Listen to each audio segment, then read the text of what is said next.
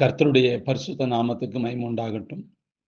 ஆண்டவரும் உலக இரட்சகருமாகிய இயேசு கிறிஸ்துவின் ஈடு இணையற்ற இன்ப நாமத்தில் உங்கள் யாவரையும் வாழ்த்துகிறேன். கர்த்தருக்குள்ளாக உங்களை ஆசீர்வதிக்கிறேன்.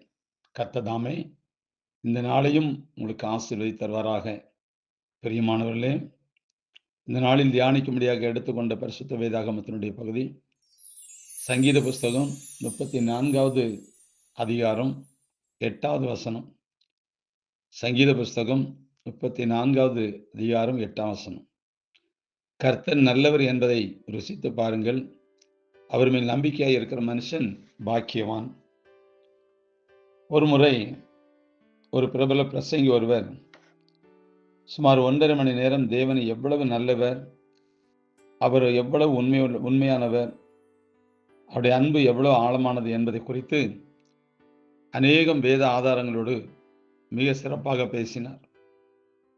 ஆனால் அவருடைய பிரசங்கம் தேவனை குறித்த சிறந்த ஒரு விளம்பரமாக இருந்ததே அன்றி, நாம் என்ன செய்ய வேண்டும் என்பதை குறித்த எந்த குறிப்பும் இல்லாதிருந்தது. தேவன் ஒருவர் உண்டென்று விசுவாசிக்கிற எவருக்கும் தேவன் எவ்வளவு நல்லவர் என்பதை குறித்து அதிகமாக விளக்கி கூற தேவையில்லை. இயற்கையாகவே தேவன் நல்லவர், உண்மையுள்ளவர், அன்பானவர் என்பதை அவர்கள் அறிந்திருப்பார்கள். தேவன் நல்லவர் என்பதை குறித்த அதிக விளக்கம் அல்ல. தேவன் நல்லவர் என்பது ஒரு பொது உண்மை. ஆனால் இந்த உண்மை நம்முடைய தனிப்பட்ட வாழ்க்கையில் செயல் வடிவமாவதை குறித்த ஒரு அறிவு தான் நமக்கு அதிகம் வேண்டும். தேவன் நல்லவராய் இருப்பது நம்முடைய தனிப்பட்ட வாழ்க்கையில் நம்மால் ருசிக்கப்பட வேண்டும். தேவன் அன்புள்ளர் என்பது நமக்குள் உணரப்பட்டு அனுபவிக்கப்பட வேண்டும். சூரிய ஒளி மிக சிறப்பானது என்பதை குறித்து ஒருவர் அதிகமாக அறிந்திருந்தும் அவர் வெளிச்சம் சிறிதும் புக முடியாத ஒரு அறைக்குள் தன்னை முடக்கியிருந்தால் அந்த அறிவினால் ஏற்பட்ட பயன் என்ன? ஒன்றுமில்லை. தேவன் நமக்கு நல்லவராய் இருப்பதை கண்டு உணர நாம் என்ன செய்ய வேண்டும்? நல்லவராகிய தேவனுடைய நல்ல இயல்பின் நற்பலனை நாம் பெறுவது எப்படி? தேவன் அன்பாயிருக்கிறார் என்ற பொது அறிவை நம்மால் அனுபவிக்கக்கூடும். ஒரு தனிப்பட்ட அனுபவம் சார்ந்த அறிவாக மாற்றுவது எப்படி என்பது போன்ற கேள்விகளுக்கு நாம் பதில் காண்பது மிக முக்கியமானது. தேவனை நம்முடைய வாழ்க்கையில் பிரவேசிக்க அனுமதித்து அவருடைய அன்பையும் நல்ல இயல்பையும் ஆழ்ந்த ஐக்கியத்தின் மூலம் அனுபவிக்க நாடுவதே நமக்கு அவசியமானதாகும். இயேசு கிறிஸ்துவை நம்முடைய இருதயத்தில் ஏற்றுக்கொள்ள நாம் முன்வர வேண்டும். அவ்விதம் வரும்போது அதற்கு அடையாளமாக பரிசுத்த ஆவியை நாம் பெறுவோம். அந்த பரிசுத்த ஆவி வழியாகத்தான் தேவ அன்பு நம்முடைய இருதயத்தில் ஊற்றப்படுகிறது என்பதை ரோமர் 5:5 நாம் வாசிக்கிறோம். பரிசுத்தாவின் வழியாக இருதயம் தேவ அன்பினை ருசிக்கும். அனுபவத்தை காணும்போதுதான் தேவன் உண்மையில் எவ்வளவு அன்பானவர் என்பது தெரியவர். பிரியமானவர்களே, அந்த காலத்தில் லாலா மிட்டாய் கடைக்கு போனால் மிட்டாய் கடையில் எல்லா மிட்டாயும் பார்க்க அழகாக இருக்கும். அது அழகாக இருக்கு என்பது உண்மை. ஆனால் அதை ருசிக்க நம்ம எப்படி ருசிக்க? மிட்டாய் கடைக்காரன் என்ன செய்வான்? நீங்கள் இதை சாப்பிட்டு பாருங்கன்னு சொல்லி ஒரு பீஸை தருவான். அதை சாப்பிட்டு பார்க்கும்போது தான் அதனுடைய ருசி நன்றாக இருக்கிறது என்பதை அறிந்து கொண்டு அதை 1/2 கிலோவோ 1 கிலோவோ வாங்குவார்கள்.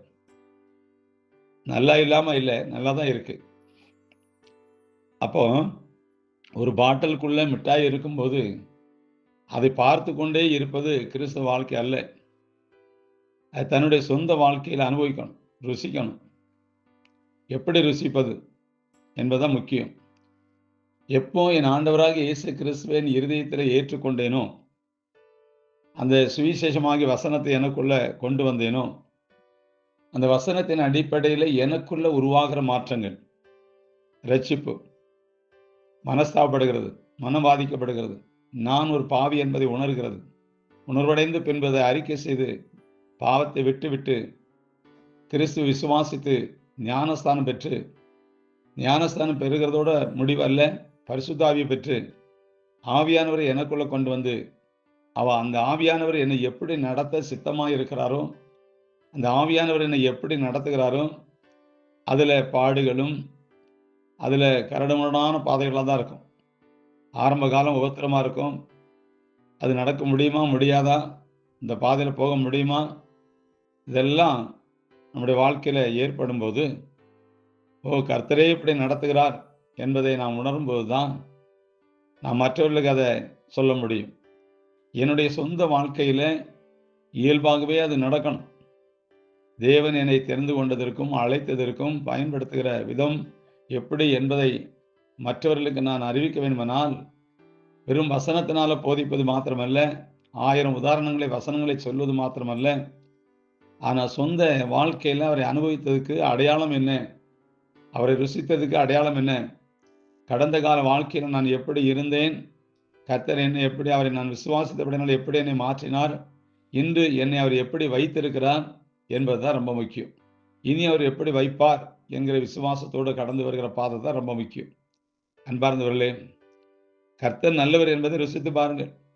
ருசிக்கணும். ஒவ்வொரு நாளும் நம்ம எப்படி நடத்துகிறார். நாம நம்மளை நடத்தக்கூடாது, நாம நம்முடைய குடும்பத்தை நடத்தக்கூடாது. தேவன் நம்மையும் நம்முடைய குடும்பத்தை நடத்தணும். அப்போ தான் நான் மற்றவர்களுக்கு சொல்ல முடியும், நான் இப்படி பசியாக வந்தேன், கர்த்தர் என்னை போஷித்தார். நான் என்னுடைய வனாந்தர பாதையாக வந்தேன், கர்த்தர் கரம் பிடித்து நடத்தினார். நான் படுக்கிறதுக்கு இடம் இல்லாமல் இருந்தேன், கர்த்தர் அனுமதித்த இடத்துல நான் படுத்தேன். கர்த்தருக்காக என்னை ஒப்பு கொடுத்தபடினால் பல நிந்தைகள், அவமானங்கள், பரியாசங்கள், தூற்றி திரிந்த நாட்கள், தூக்கி எறியப்பட்ட காலம், வெறுத்த தன்மையோடு வெளியேறின காரியங்கள், அல்லது மற்றவர்களால் நாம் புறக்கணிக்கப்பட்ட நாட்கள், தேவன் அந்த நாட்கள் என்னை எப்படி நடத்தியிருப்பார் என்பது தான் முக்கியம். அதைத்தான் நம்ம வெளியரங்கமாக பகிரங்கமாக சொல்ல முடியும். கர்த்தர் என்னை நடத்தினார், கர்த்தர் விதமாக நடத்தினார், கர்த்தர் இப்போ இப்படி வச்சிருக்கிறார். ஒரு உயர்ந்த ஸ்தானத்தை அடைவதற்கு சில பாடுகள் வழியாகவும் உபத்திரத்தின் வழியாகவும் பல பேர் நம்மளை காரித்து போவாங்க, இழிவாக பேசுவாங்க. இதெல்லாம் சகித்து கடந்து வரும்போது அந்த இடத்துல சகிப்புத்தன்மையை, பொறுமையை நமக்கு தருவது ஆண்டவராக இயேசு கிறிஸ்து தான் என்பதை வெளிப்படுத்தும்படியாக அந்த பாதையில் கடந்து வருவோம். அதே நேரத்தில் உயர்ந்த ஸ்தானத்தை பிடிப்போம். சும்மாலாம் ஒரு உயர்ந்த ஸ்தானத்தை பிடிக்க முடியாது. வெறுங்கையோடு வந்தால் தான் தேவன் இல்லாதவரை இருக்கிறவர்கள காண்பிக்கிற தேவனாக இருந்து காண்பிப்பார். அன்பார்ந்தவர்களே, இந்த அருமையான சங்கரங்குடியிருப்பு இந்த ஊழியத்தை கையில் வாங்க வரும்போது தரிசனத்தோட கடந்து வந்த பாதைகள், உடுத்த பேண்ட் சட்டும் வெறும் பைபிளும் தான் கையில் இருந்தது. மும்பையிலேருந்து புறப்படும் போது வெறும் 230 ரூபா தான். அதே இடத்துல திருநெல்வேலி ரயில்வே ஸ்டேஷன் இறங்கும்போது வெறும் 3 ரூபா தான். என்னுடைய நண்பர் ஒருவர் என்னை ரிசீவ் பண்ண வந்தார். ஒரு டாக்டருக்கு ஜெபம் பண்ண போனோம், 100 ரூபா கிடச்சிது. அந்த 100 ரூபாயில் 10 ரூபா விதவை பண்டு, 10 ரூபா தசம்பாகம் எடுத்து வச்சுட்டு மீதி 80 ரூபா இருந்தது. அந்த 80 ரூபாயில் 4 பேர் டீயும் பப்ஸும் சாப்பிட்டு போக 13 ரூபா இருந்துச்சு. அப்போ அந்த 13 ரூபா வச்சு தான் திருநெல்வேலி ஜங்ஷன்லேருந்து சாத்தாங்குளம் வந்து இறங்கினேன். சாத்தாங்குளம் வந்து இறங்கி அங்கேருந்து தான் இந்த சங்கரங்குடியிருப்புக்கு ஒரு அருமையான சகோதரன், இன்றைக்கு அவர் இருக்கிறார், செல்லப்பாண்டி, அவர் தன்னுடைய காரில் ஏற்றி ஆலங்கணத்தில் விட்டார். அங்கேருந்து நடந்து தான் இந்த சங்கரங்குடியிருப்புக்கு இப்போ இருக்கிற இடத்துக்கு வந்தேன். இது ஒரு காடும் கல்லறை தோட்டமாய், ஊருக்கு வெளியே வனாந்தரமாய் கரடு முரடுமாய் இருந்த ஒரு இடம்தான். ஆனால் தேவன் எப்படி நடத்தினார் என்பதை நான் ருசித்தேன். தனிமையான பாதை, தனித்து விடப்பட்ட நாட்கள், பல சோதனைகள், சர்ப்பங்களின் பயங்கரமான பாதிப்புகள், பல வண்டுகள், பல குலைவிகள். முதல் நாளே இந்த இடத்துல படுக்க பாய் கிடையாது. ஒரு சாக்கு எடுத்து விரித்து படுத்து தலையணைக்கு பாம்பு தான். இதெல்லாம் கடந்து வந்த பாதையில் கர்த்தர் என்னை நடத்தின விதத்தை நான் ருசித்ததை, நான் அனுபவித்ததை சொல்வது ரொம்ப முக்கியம்.